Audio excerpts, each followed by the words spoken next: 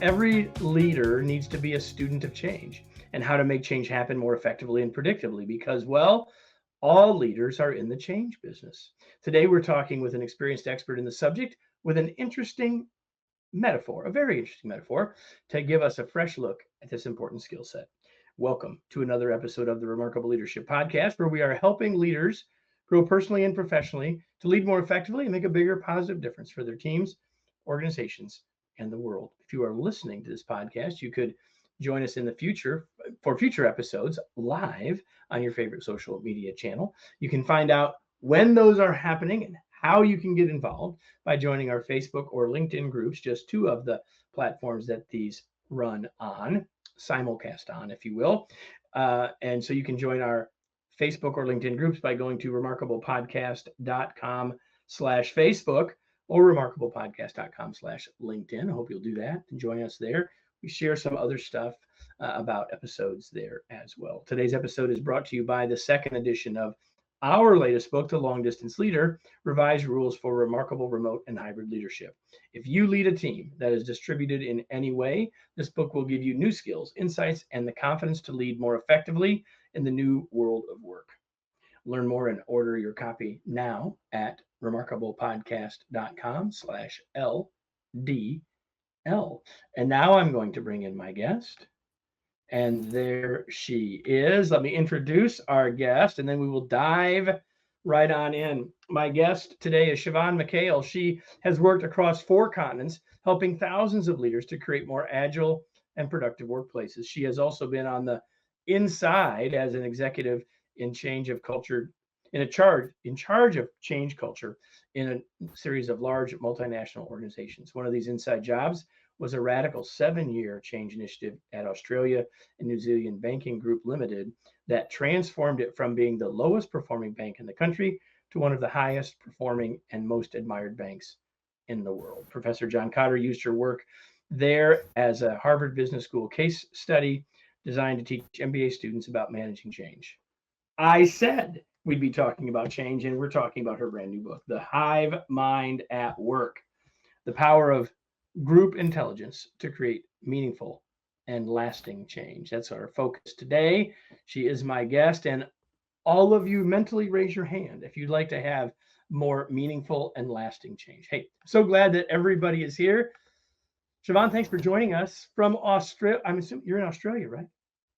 Correct. Great to be with you today, Kevin. Thank you for having me on the podcast. Oh, you're welcome. So before we started, we were having this conversation about whether it's good morning, whether it's good evening. So people on LinkedIn are saying good evening. They're saying good evening. It's not evening for me quite, but it's morning for you. So I'm excited to have you here to talk about one of my favorite topics, actually. But before we get to that specifically, tell us a little bit more about your journey. I mean, you didn't wake up when you were 7 and say, I'm going to write a book about change management or about bees for that matter. So let's talk about that a little bit. Sure. So as a child growing up in Ireland, I was fascinated by the bees as they swarmed in the orchard on my family's farm. And this fascination with natural ecosystems led me to a career studying human ecosystems. So I went on to study organizational psychology, and then I became a consultant for a decade. But after a decade in consulting, I wanted to be more invested, and I wanted to roll my sleeves up and actually make change happen. And that's when I moved to an insider role within an organization as the person in charge of transformation. And I've been doing that job ever since, Kevin. And then you wrote a book we're going to talk about. So that tells us, I mean, I'm guessing that most of your work throughout your career has been around change management, but why? Why did you gravitate there, or why did you choose to stay in that sort of discipline for you? Why change management? Yeah, I think for me, a lot has been written about individual change. And as a psychologist, I was interested in individual change, but I was actually more fascinated with how complex human ecosystems function, how they perform, how they grow, how they change. So that for me has been a lifetime of research, which has culminated in my recent book, The Hive Mind at Work. So it's really moving from this hyper individualized view of the world to a more collective view of how groups operate, how groups perform, how teams develop, and how they begin to operate and change ultimately. So how can you build that agility in when you're facing increased complexity in the world? So, if you all haven't figured it out yet, she mentioned a fascination with bees, and the book's title is The Hive Mind. So, the metaphor that goes throughout the book that I teased in the open is the metaphor of bees and how they interact and how they do the magic that creates honey for us, and connecting that to organizational life and to change. So, uh, what are a couple of lessons? Like before we'll get into the change stuff specifically, but what are a couple of lessons on the metaphor side that we ought to take into account? Like I will put it this way: what are the lessons we can learn from bees? Sure. So, yeah, the book has lots of practical business case studies, but one of the studies that I give throughout the book is how the bees on Wombat Hill Farm notice that the hive is overcrowded, and they realize that unless they find a new home, that they won't survive as a hive throughout the harsh winter months. So, one of the first lessons we can learn from the bees is that they see what's emerging. They face the reality and they take action, which is something that in organizations we often fail. We often fail to notice when things are shifting and that the reality is different, and what worked for us in the past may not work for us in the future. So that's one of the first things. And the second thing is that the bees they very rapidly change their operating model in order to embark on this journey of change. So they go from foraging and looking for supplies for the hive to rapidly shifting their roles within the hive in order to successfully change. So the queen takes up the role of director to really take half of the hive, or 20,000 bees, on this journey to find a new home. So I talk about this need to redesign your operating model during change. And it's a fascinating way to look at it. And you and I are in agreement that one of the best ways to help people learn something and remember it is to use a story to do that. And you do that throughout the book. And to me, there's two big ideas in the book. One is change and everything related, but the other one, it's in the subtitle, uh, the power of group intelligence. And so I want to talk a little bit about both of those things before we're done. I think that Sure. everybody in any organization who's been doing it for any length of time, which probably includes anyone watching or listening to this, Sorry. um, and that's fine, would say they've been through organizational changes that didn't go perfectly, right? Uh, Mm, so I'll ask this question: why? And there's been all sorts of research that does this. Let me see, I mistyped my word there. So, Why is organizationally? Why is our track record with change not so good? Like, why is it that so many change mm. fail? Wow, that's such a great question, Kevin. I think why a lot of change efforts fail is that people embark on change by implementing what I call a technical lens. So they approach change as if they are working in a machine.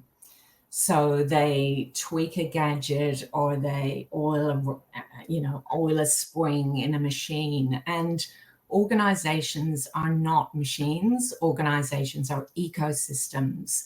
And this is one of the flaws that we've all been taught, actually, that to view organizations as machines, and it's not working for us, Kevin. It is not. Whether we want to think about them as ecosystems or organisms, that what we end up with so often. You talk about it in the book, and I agree. In my experience, work with clients as well, is that we try to do something and it creates all these unintended consequences because Mm. it's so much more complex than a machine, right?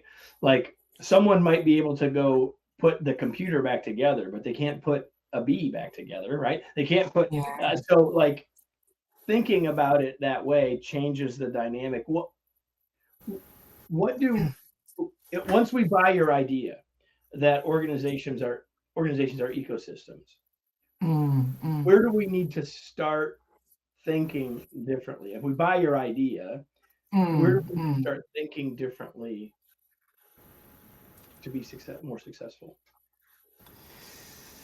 We need to start by examining the ecosystem and determining what are the patterns that are going on in that ecosystem. And by patterns, I mean the hidden agreements that are running the ecosystem.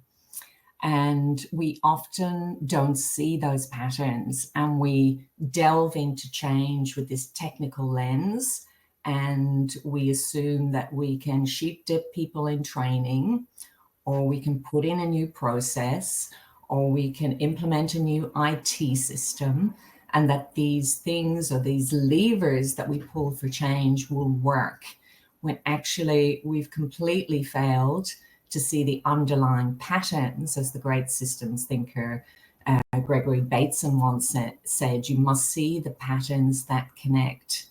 And we don't do that work often. So we're not rewiring the ecosystem, we're just putting in technical fixes like band-aids on top of the issues. And then when it doesn't completely work, we wonder why people get cynical or people say, well, I'm just going to wait this out because it's not going to work. And you talk about that in the book as well. So you talk about a lens that we should use, a lens model that I thought was great. There's a couple of the four that I like the most personally, but talk about to us about the lens model, LENS, if you're not looking at the screen with me. What are those four pieces? And what's the model for, and what are those four pieces? Sure. So the lens model is a model of change. It's non-linear. So I talk about the fact that change is not a linear process, but we've got to do four critical things during change within a group. The first is to look beyond. That's the L. Look beyond the obvious. Examine what's going on in the system and see the patterns. And this is tricky work, Kevin, because our brains are not wired for the systemic. Our brains are wired for the technical and the interpersonal. So to be able to see and to diagnose these patterns in your ecosystem or in your group is difficult. And I give lots of examples in the book of patterns. So that's one of the most important stages, and one that many people rush through, and they end up on the wrong path, spending millions of dollars on solutions that won't work. So I can take you through some examples of patterns later. But then the E in the lens model is to experiment. So in complex adaptive ecosystems, we often must experiment in order to emerge the solutions. The N in the lens model is to nudge.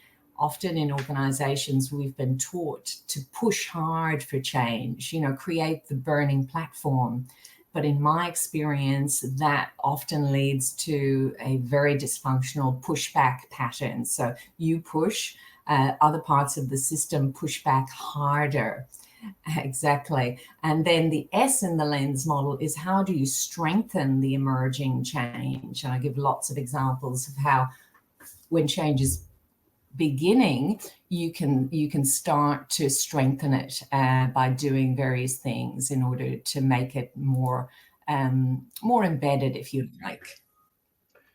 I will get to my favorite in a second, but we need to talk a little bit about look beyond, and I'd like you to give us an example or two. But one of the things that strikes me, both as I read and as I'm listening to you, is that one of the things that as humans we are good at is pattern recognition, and yet to your point, like we're not good at thinking about this systematically, and so here's my take. You're smarter than me about this. My take is that it's because we already have a pattern that we think we figured out, so we can't see past it. Is that accurate?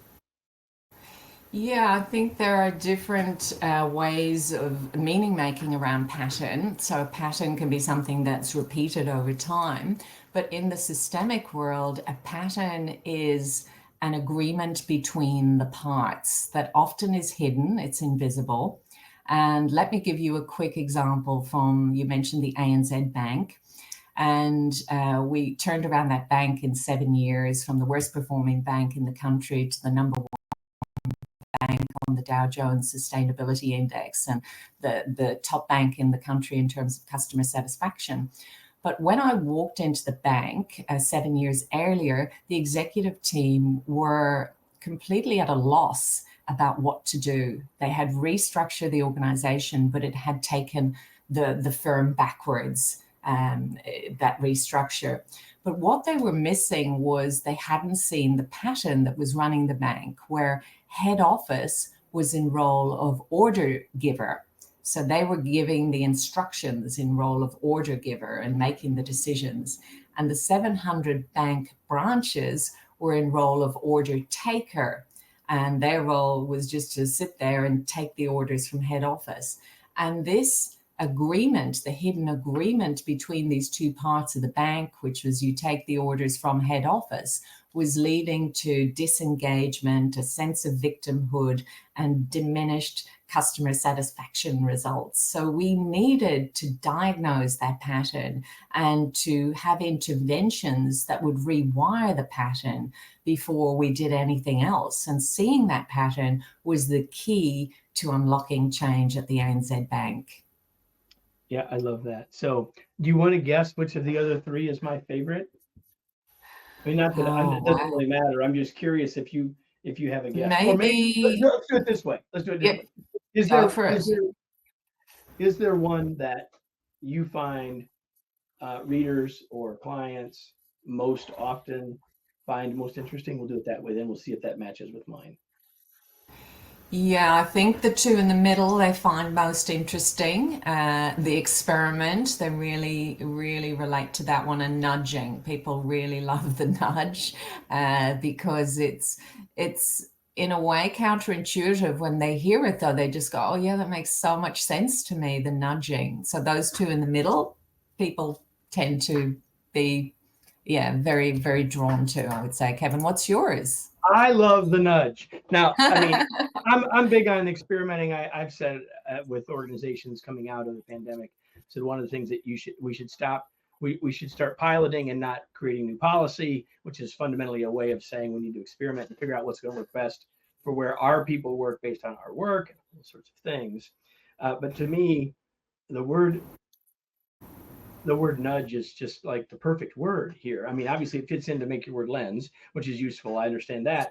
But the word nudge is just such a good word to describe this, to help us work through and around and explore resistance rather than create more of it, which is what we were talking about earlier with the pushing. And so I just really love that idea, and I love some of your examples talking about things like your mother saying one day when you were living in Ireland, I think that we should move to Australia, which was like the furthest thing from anyone's mind.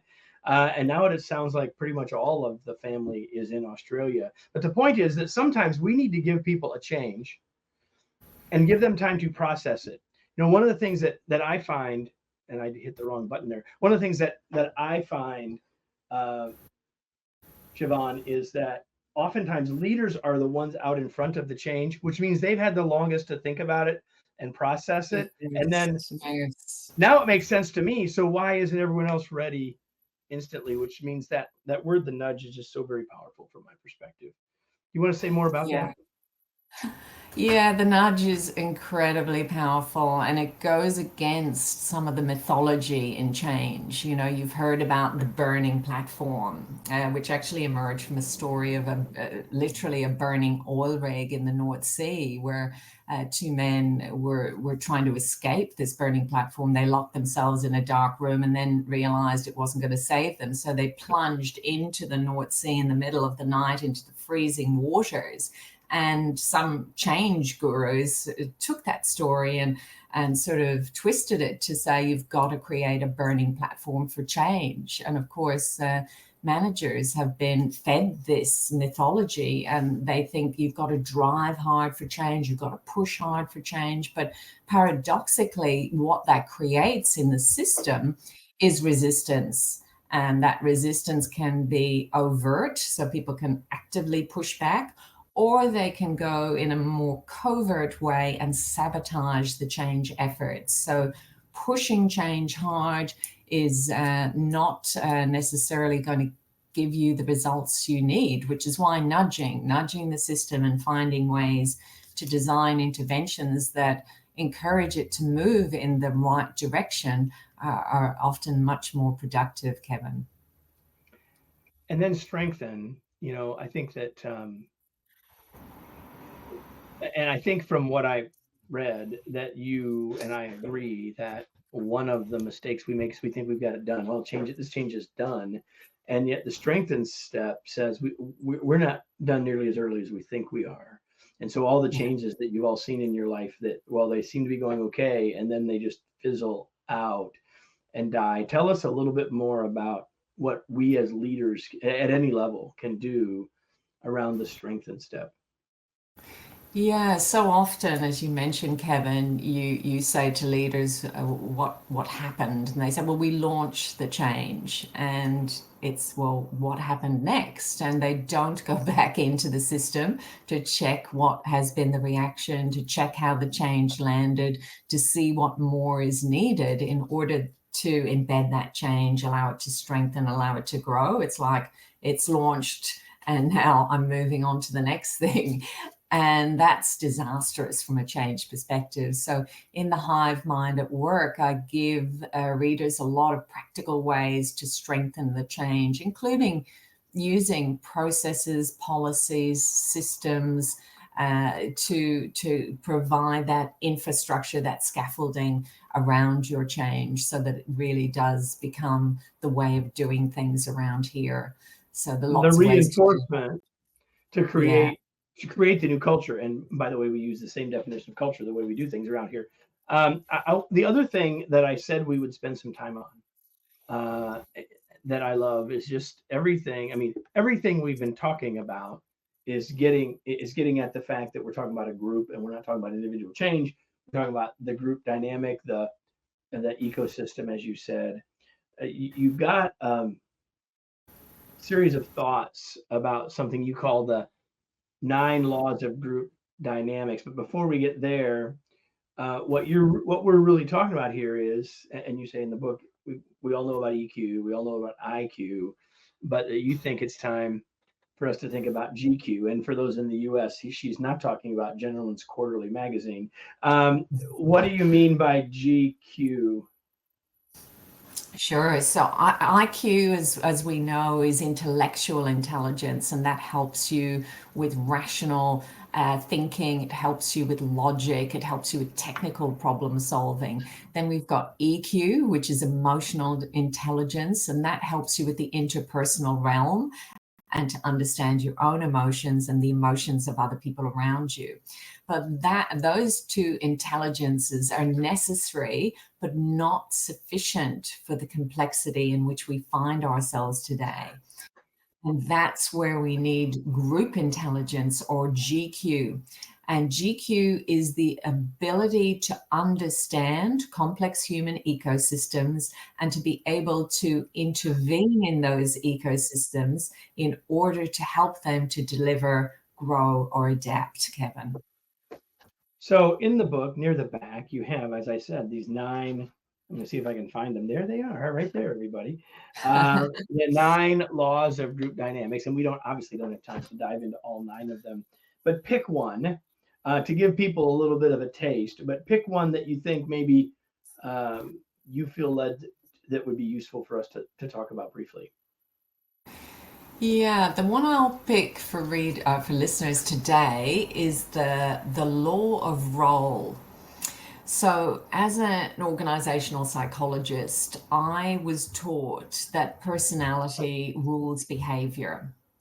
And many of us have been taught that personality has an inordinate influence on our behavior, and it does. But what we forget about is our role in the system also influences our behavior. So let me give you an example of Anna, who wakes up in the morning. She greets her husband in role of wife. She goes down to the kitchen where she meets her 9-year-old twins, and she steps into role of mother to get them ready for school. She goes and later that morning gets onto the train in role of commuter and goes into New York City, where she's head of cardiology at a major New York hospital.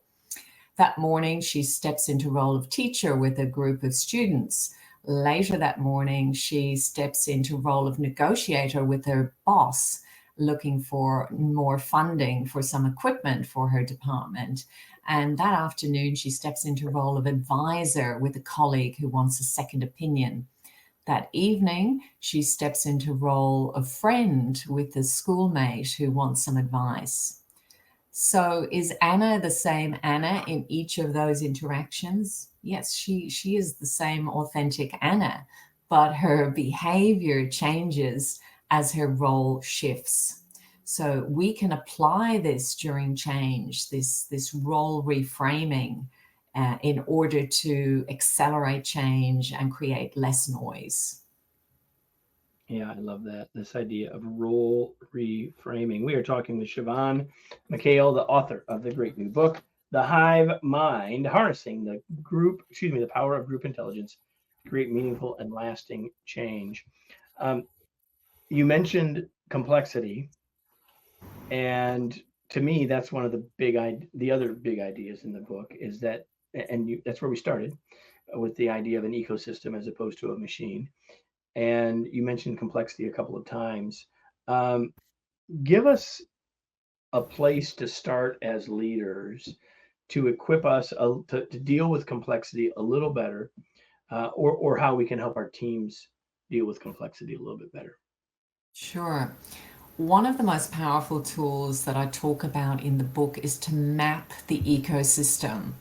And by that, I literally mean to take out a pen, use a whiteboard, use some paper, sit in a room, and probably best with other people, map the ecosystem. Because what's interesting, Kevin, in complex ecosystems like cities or financial markets or climate systems or families or workplace cultures or workplaces in any shape or form, is that the complexity of these ecosystems is paradoxically underpinned by often simple rules or patterns.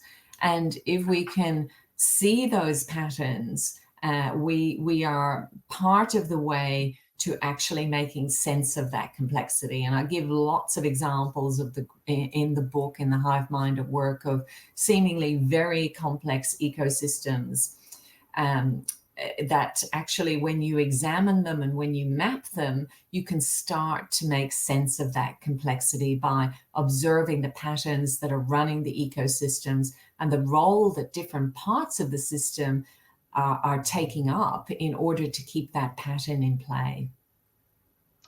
I love that. So before we go into the final piece of our conversation, is there anything I didn't ask that you wish I would have?